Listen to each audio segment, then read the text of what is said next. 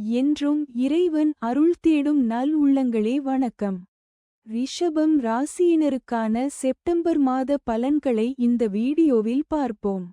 ரிஷபம் ராசி அன்பர்களே, ஆள் பாதி ஆடை பாதி என்பதை நீங்கள் உணர்ந்தவர். எப்போதும் நல்ல உடை அணிவதில் ஆர்வம் மிக்கவர் நீங்கள்.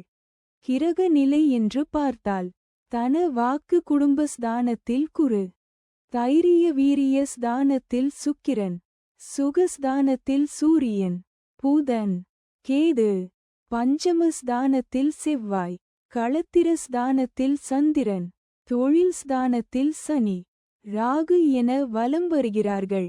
கிரக மாற்றங்கள் என்று பார்த்தால் செப்டம்பர் 11, 2025 அன்று சுகஸ்தானத்தில் இருந்து புதன் பஞ்சம ஸ்தானத்திற்கு மாறுகிறார்.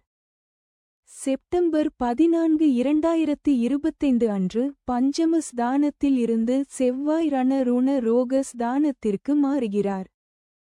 செப்டம்பர் 15, 2025 அன்று தைரிய வீரிய ஸ்தானத்தில் இருந்து சுக்கிரன் சுகஸ்தானத்திற்கு மாறுகிறார்.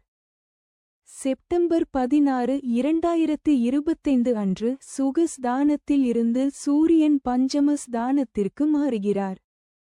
செப்டம்பர் 29, 2025 அன்று பஞ்சம ஸ்தானத்தில் இருந்து புதன் ருண ரோக ஸ்தானத்திற்கு மாறுகிறார். பலன்கள் என்று பார்த்தால் பிரச்சனைகள் மற்றும் விவகாரங்களில் தீர ஆலோசனைகளை செய்து பக்குவமான அணுகுமுறையால் வெற்றி காணும் ரிஷப ராசியினரே, இந்த மாதம் நல்ல யோகமான பலன்களை பெறப்போகிறீர்கள். பணவரத்து அதிகரிக்கும். மனதில் ஏதாவது ஒரு கவலை உண்டாகும். சொத்துக்கள் சம்பந்தமான காரிய அனுகூலம் ஏற்படும். நண்பர்கள் மூலம் எதிர்பார்த்த உதவி கிடைக்கக்கூடும். புதிய நபர்களின் நட்பு கிடைக்கும்.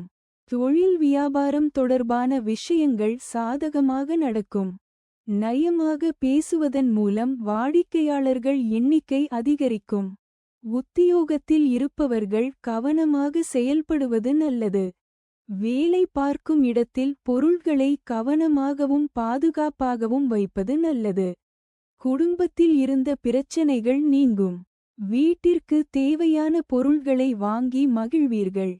கணவன் மனைவிக்கிடையே உறவு பலப்படும். பிள்ளைகள் மகிழ்ச்சியடைய தேவையானவற்றை செய்வீர்கள். பெண்களுக்கு காரிய அனுகூலம் உண்டாகும். மனதில் ஏதாவது கவலை இருந்து வரும். கலைத்துறையினருக்கு தொழில் தொடர்பாக வீண் அலைச்சல் இருக்கும். புதிய ஒப்பந்தங்களில் கையெழுத்திடுவீர்கள். சக கலைஞர்களிடம் நிதானத்தை கடைபிடிப்பது நன்மை தரும். கோபத்தை குறைத்து தன்மையாக பேசுவதால் காரிய வெற்றி உண்டாகும். எதிர்பாராத செலவு இருக்கும்.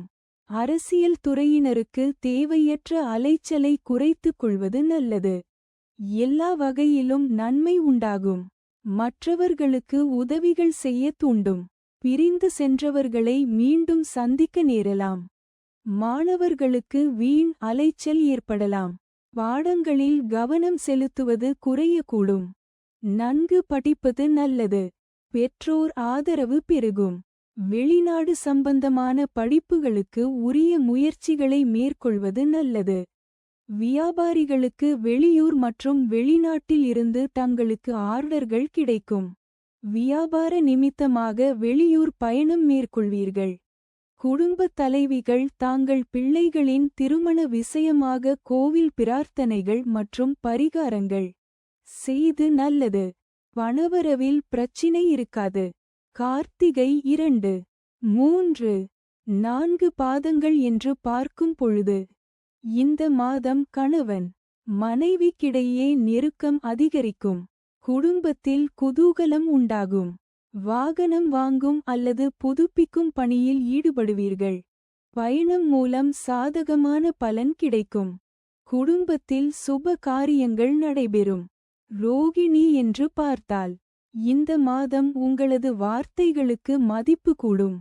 தொலைதூர தகவல்கள் நல்ல தகவல்களாக வந்து சேரும்.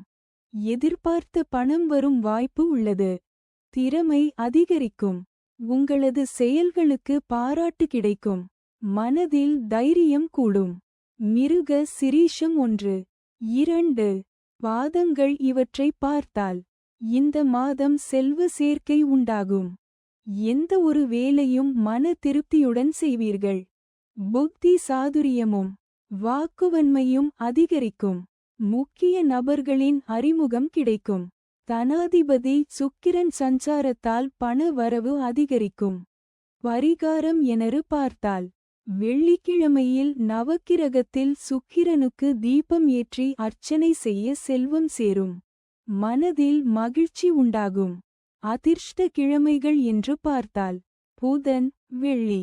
சந்திராஷ்டம தினங்கள் 2, 3, 29, 30. அதிர்ஷ்ட தினங்கள் 22, 23. இந்த மாதம் உங்களுக்கு சிறப்பான பலன்களை வழங்கட்டும். அடுத்த மாத ராசி பலனில் மீண்டும் சந்திப்போம். எல்லா நன்மைகளும் உங்களை சார்ந்து வரட்டும். நன்றி, வணக்கம்.